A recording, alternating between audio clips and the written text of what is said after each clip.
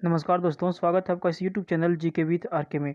तो दोस्तों यहाँ पे सिमडेगा में कृषि विभाग के लिए वैकेंसी निकाला गया है, जिसके बारे में आपको हम डिटेल्स में बताएंगे। जैसा कि आप यहाँ पे देख पा रहे हैं, national mission on agriculture extension and technology योजना अंतर्गत संविदा आधारित नियुक्ति हेतु आवेदन आमंत्रित किए जाते हैं और कृषि प्रौद्योगिकी प्रबंधन अभिकरण आत्मा के अंतर्गत सिमडेगा में इसकी नियुक्ति किया जाना है। तो दोस्तों इसी के विषय में आज हम बात करेंगे। इसको आप यदि भरना चाहते हैं, आपके लिए अच्छा अपॉर्चुनिटी, आप भर सकते हैं, भरना भी चाहिए। तो दोस्तों यदि आप भरना चाहते हैं तो इस वीडियो को शुरू से अंत तक आप जरूर देखिएगा, क्योंकि इसके बारे में जो भी चीज़ें ज़रूरी है, जो डिटेल्स में आपको हम जानकारी देने वाले हैं। तो चलिए हम शुरू कर लेते हैं। सबसे पहले यहाँ पे हम बात करेंगे इसका एजुकेशनल क्वालिफिकेशन के बारे में, कौन कौन इस फॉर्म को भर सकते हैं। ठीक है, तो दोस्तों जैसा कि आप यहाँ पे देख पा रहे हैं, पद नाम, यहाँ पे पद का जो नाम क्या है, पहला नंबर में लिखा है ब्लॉक टेक्नोलॉजी मैनेजर, यानी कि प्रखंड तकनीकी प्रबंधक। टोटल सीटों की संख्या जो है 6 है और इसके लिए शैक्षणिक योग्यता क्या रखा गया है, तो रखा गया है पोस्ट ग्रेजुएट इन एग्री या allied sector with computer skills. और अनुभव इसमें मांगा गया है दोस्तों, अनुभव का डिमांड किया गया है। मिनिमम 2 साल का एक्सपीरियंस आपको होना चाहिए, experience in agree related activities. ठीक है, तो एग्रीकल्चर में कम से कम 2 साल का एक्सपीरियंस आपके पास होना चाहिए। ये संविदा के आधार पर आधारित रहेगा जॉब आपका, और 1 वर्ष का इसमें आपका अनुबंध जो है सो किया जाएगा। एग्रीमेंट 1 महीने के लिए किया जाएगा। प्रत्येक महीना आपको 25,000 सैलरी दिया जाएगा, 25,000 सैलरी दिया जाएगा। और यदि आप आपके काम से संतुष्ट होते हैं और अगला बार यदि आपको फिर यहाँ पे नियुक्ति किया जाता है अगले साल के लिए, ये जो दोस्तों बता दें आपको, ये जो संविदा पे आधारित होगा 1 साल के लिए होगा। आपके कार्य से संतुष्ट होकर के अगला साल आपको नियुक्ति किया जाएगा। यदि किया जाता है तो 10% सैलरी बढ़ा के आपको दिया जाएगा प्रत्येक साल। दूसरा पोस्ट की बात करें तो यहाँ पे देखिए सहायक तकनीकी प्रबंधक। तो इसके लिए जो टोटल सीटों की संख्या है 24 सीट है। इसका जो एजुकेशनल क्वालिफिकेशन मांगा गया है ग्रेजुएट या फिर पोस्ट ग्रेजुएट इन एग्री या फिर अलाइड सेक्टर। यहाँ पे देखिए प्रिफरेबली 1 ईयर, यहाँ पे एक्सपीरियंस 1 साल जिनका रहेगा उनको ज़्यादा मौका दिया जाएगा, नहीं तो कोई बात नहीं। ये भी संविदा आधारित रहेगा, 1 वर्ष के लिए आपको संविदा पर लिया जाएगा। 15,000 यहाँ पे सैलरी दिया जाएगा। अगले साल के लिए नियुक्त किए जाते हैं तो 10% आपको बढ़ा के दिया जाएगा सैलरी में। तीसरा पोस्ट यहाँ पे देखिए कंप्यूटर प्रोग्रामर ऑपरेटर। ठीक है, 1 सीट है मात्र, और इसके लिए एजुकेशनल क्वालिफिकेशन रखा गया है BTech MCA for computer programmer. और दूसरे नंबर में रखा गया है ग्रेजुएट विद डीसीए और यानी कि अथवा an equivalent qualification from a recognised और रेपुटेड इंस्टीट्यूशन। एक्सपीरियंस मांगा गया है 1 साल का, इसमें भी 1 साल का एक्सपीरियंस मांगा गया है। संविदा पर आधारित रहेगा। सैलरी आपको 16,000 पर मंथ दिया जाएगा। प्रत्येक वर्ष आपको 10% सैलरी बढ़ जाएगा यदि आप अगले साल के लिए नियुक्त होते हैं तो। यदि बात करें कि यहाँ पे कैटेगरी वाइज जो सीटों की बंटवारा किया गया है, तो देखिए प्रखंड तकनीकी पदाधिकारी का टोटल 3 सीट है। जनरल के लिए, अनुसूचित जाति यानी कि एससी के लिए 1 सीट है और एसटी के लिए 2 सीट है। यदि आप BC1 या BC2 में आते हैं तो आप यहाँ पे एकदम मतलब सो जाइए कान में तेल लेकर के, आपके लिए कोई सीट है ही नहीं।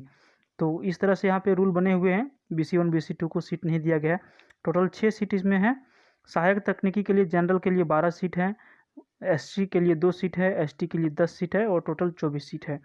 कंप्यूटर ऑपरेटर का सिर्फ और सिर्फ 1 सीट है जनरल के लिए। ठीक है, तो दोस्तों ये था सीटों का बंटवारा। तो आपको हमने सीटों का बंटवारा बता दिया।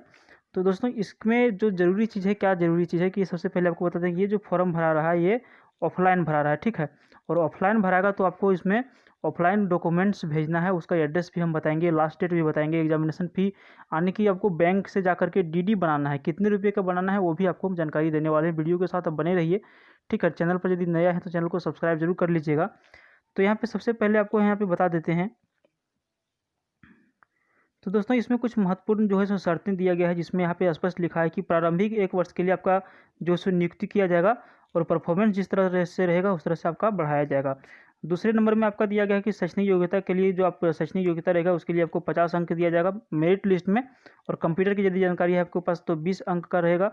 और यहाँ पे देखिए कार्य अनुभव यदि है तो आपके पास 20 अंक का रहेगा। किसके लिए है, तो ये प्रखंड तकनीकी पद के लिए, प्रबंधक पद के लिए है।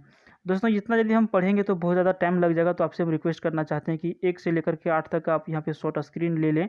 ठीक है, और आप थोड़ा यहाँ पे जानकारी ले लें तो आपके लिए यहाँ पे ज़्यादा फायदा होगा दोस्तों।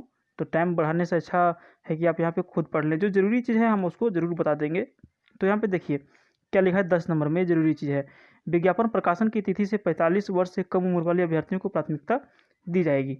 मान के चलिए आपका एज अभी 30 है तो आपको प्राथमिकता दी जाएगी, यानी कि स्पष्ट लिखा है 45 वर्ष से कम उम्र वाले अभ्यर्थियों को प्राथमिकता दी जाएगी, किंतु 65 वर्ष से अधिक उम्र वाले अभ्यर्थी की आवेदन स्वीकार नहीं किए जाएंगे। यानी कि आप समझ लीजिए दोस्तों, आपका जो उम्र यदि 65 वर्ष भी है ना, तो आप इस फॉर्म को भर सकते हैं। अब समझ लीजिए इतने सारे सीट में 18 वर्ष से लेकर के 65 वर्ष तक के लोग फॉर्म को भरेंगे, तो फिर सीटों का बंटवारा किस तरह से किया जाएगा तो सरकार ही जाने। चलिए छोड़िए, आगे बढ़ते हुए बताते हैं यहाँ पे हैं, इच्छुक उम्मीदवार आवेदन पत्र के साथ शैक्षणिक योग्यता एवं अन्य प्रमाण पत्रों, यानी कि उसमें अन्य प्रमाण पत्र में क्या क्या आपको देना है, सो देखिए, अथा अंक पत्र यानी कि मार्कशीट, रेसिडेंशियल आवासीय प्रमाण पत्र, जाति प्रमाण पत्र, आपके पास वर्क एक्सपीरियंस है तो उसका प्रमाण पत्र, कंप्यूटर दक्षता सहित आदि का सब अभिप्रमाणित की छायाप्रति निश्चित रूप से संलग्न करेंगे।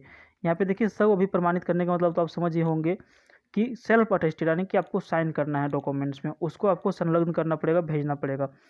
आवेदक को आवेदन के साथ प्रकाशित शपथ पत्र नमूना जो नॉन जुडिशियल स्टाम्प पेपर पर संलग्न करना आवश्यक है। आप इसका मतलब ये समझ लीजिए 12 नंबर में यहाँ पे क्या लिखा है कि आपको कोर्ट्स में जाके एक एफिडेविट कराना है, जिसका फॉर्मेट आपको नीचे दिखा देंगे, नीचे दिया हुआ है, तो उसी फॉर्मेट के हिसाब से आपको जाके कोर्ट में एफिडेविट करना है और उसको भी भेजना पड़ेगा, ठीक है। आगे आगे लिखता है प्रत्येक पद के लिए अलग अलग आवेदन स्वीकार किए जाएंगे तथा आवेदन पत्र के लिफाफा के ऊपर आवेदित पद का नाम अवश्य रूप से संलग्न करना पड़ेगा, ठीक है। तो किस पोस्ट के लिए, 3 पोस्ट है, किस पोस्ट के लिए आप फॉर्म भर रहे हैं उसको लिखना जरूरी होगा। यदि आप गलत तरीके से फॉर्म को भरते हैं या फिर अधूरा भरते हैं तो आपका फॉर्म क्या हो जाएगा, रद्द हो जाएगा, ठीक है। एग्जामिनेशन फी की यदि हम बात करें तो यहाँ पे देखिए 500 रुपया आपको देना पड़ेगा। 500 रुपये का एकीकृत बैंक का डिमांड ड्राफ्ट, ठीक है, प्रोजेक्ट डायरेक्टर आत्मा सिमडेगा के नाम से पेबल एट सिमडेगा होगा। किसी भी परिस्थिति में आवेदन शुल्क की राशि वापस नहीं की जाएगी। तो इसके लिए दोस्तों आपको बैंक जाना पड़ेगा, रजिस्टर्ड बैंक जाना पड़ेगा, एसबीआई या फिर बैंक ऑफ इंडिया से भी बन जाता है, जहाँ से भी बनेगा आपको क्या बनाना है, डीडी बनाना है, डिमांड ड्राफ्ट बनाना है। कितने का बनाना है, तो ये 500 रुपये का बनाना है। किसके नाम से बनाना है, तो यहाँ पे देखिए आपका नाम दिया गया है, ठीक है। आप इसी के नाम से आप बैंक में जाइएगा, वहाँ आपको डिमांड ड्राफ्ट में लिखना पड़ेगा, ठीक है। तो इसको आपको लिखना है पेबल एट, आपको डिमांड ड्राफ्ट में लिखा रहता है पेबल एट, तो पेबल एट पे आपको सिमडेगा देना पड़ेगा। बैंक जाइएगा आपको पता चल जाएगा, ठीक है। आगे बात करें 16 नंबर पॉइंट में क्या दिया गया है, इन तीनों पद की नियुक्ति पदाधिकारी परियोजना निदेशक आत्मा सिमडेगा होंगे। अभ्यर्थियों का चयन विभिन्न विधाओं में वेटेज के अनुसार होगा तथा अभ्यर्थियों की कंप्यूटर दक्षता एवं प्रमाण पत्रों की जांच गठित चयन समिति के सदस्यों द्वारा किया जाएगा। तो देखिए कंप्यूटर एजुकेशन इसमें मांगा गया है, तो कंप्यूटर की जो दक्षता है उसका आपको हो सकता है टेस्ट भी लिया जाएगा, तो इसके लिए आप तैयार भी रहना पड़ेगा आपको। आगे इसमें क्या लिखता है, आगे इसमें लिखता है जो जरूरी चीज़ है वही आपको सिर्फ बताना चाहते हैं, टाइम बर्बाद नहीं करना चाहते हैं।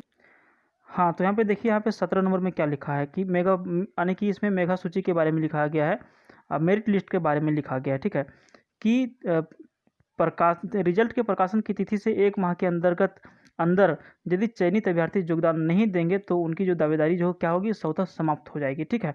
और इसका जो आपको जानकारी मिलेगा कि ये रिजल्ट कब जारी किया गया, तो समाचार पत्र के माध्यम से मिलेगा, या फिर NIC सिमडेगा की वेबसाइट है उसके ऊपर भी जाके आप इसको देख सकते हैं।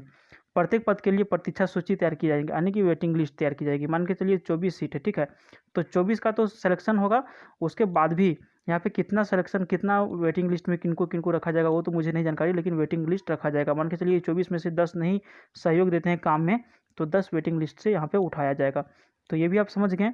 19 नंबर में क्या है, 19 नंबर में क्या है कि उपायुक्त सह अध्यक्ष आत्मा, विकास आयुक्त सह आत्मा, परियोजना निदेशक आत्मा के उच्च अधिकारियों से प्राप्त निर्देशों का अनुपालन समय सीमा के अंदर करना सुनिश्चित करेंगे। अभ्यर्थी आवेदन पत्र की अधिक जानकारी के लिए ये वेबसाइट आपका दिया गया है। क्या क्या वेबसाइट हम आपको बता देते हैं, यहाँ पे देखिए www.simdega.nic.in के ऊपर आप जाके ये जो आपको हम PDF बता रहे हैं इसको आप यहाँ पे क्या कर सकते हैं, डाउनलोड कर सकते हैं। और सबसे ज़रूरी बात कि आपको जो लेटर भेजना है 21 नंबर पॉइंट में यहाँ पे देखिएगा कहाँ पर भेजना है, तो देखिए परियोजना निदेशक आत्मा Simdega, block B, ground floor समाहरणालय, सिमडेगा, पिन कोड नंबर 835223 के कार्यालय पर। लास्ट डेट कब है, तो 31/7/2020 तक आपका फॉर्म जो है सो 5 बजे तक क्या है, पहुंच जाना चाहिए। किसके माध्यम से आपको भेजना है, तो देखिए आपको निबंधित डाक या फिर स्पीड पोस्ट के माध्यम से जमा किया जा सकेगा। तो ये फॉर्म ऑफलाइन है। उसके बाद यदि आपका फॉर्म पहुंचता है 31/7/2020 के बाद आपका फॉर्म पहुंचता है तो उस पर कोई विचार नहीं किया जाएगा। तो दोस्तों आपको हम एक चीज़ सलाह देना चाहते हैं, यहाँ पे देखिए जब भी आप फॉर्म को भरते हैं ना ऑफलाइन, तो आप क्या करना है, आपको हमेशा स्पीड पोस्ट के माध्यम से ही भेजना है। स्पीड पोस्ट के माध्यम से यदि भेजिएगा तो आपका फॉर्म जल्दी पहुँच जाता है। तो मैं तो यही कहूँगा कि आप स्पीड पोस्ट के माध्यम से भेजिएगा, ज़्यादा पैसा नहीं लगता है, ठीक है। तो इसी तरह से दोस्तों ये ज़रूरी चीज़ था आवेदन का। देखिए यहाँ पे प्रारूप दिया गया है, आप हम थोड़ा स्क्रॉल कर देते हैं, आप देखते जाइए। इसमें ज़रूरत पड़ेगा तो आप इसको वीडियो को रिकॉर्डिंग कर लीजिएगा, चाहे तो शॉर्ट स्क्रीन भी आप यहाँ पे कर लीजिएगा। किस तरह से इसमें भरना है, ये फॉर्म का फॉर्मेट है, इसी के माध्यम से आपको फॉर्म भरना है। जो कोर्ट में आप जाइएगा इसको एफिडेविट कराने के लिए, देखिए उसका एफिडेविट का ये स्पेसिमेन है। आपको इस तरह से वहाँ पे जाके कंप्यूटर ऑपरेटर या फिर टाइपराइटर में जाके टाइप कराना पड़ेगा, और इसमें जो जो ज़रूरी चीज़ें मांगी गई है उसको आपको फिल करना पड़ेगा, ठीक है। तो दोस्तों आपको वीडियो पसंद आए तो वीडियो को लाइक ज़रूर कर दीजिए और चैनल को सब्सक्राइब जरूर कर लीजिएगा। दोस्तों के साथ वीडियो को शेयर भी कर दीजिएगा। Thank you for watching.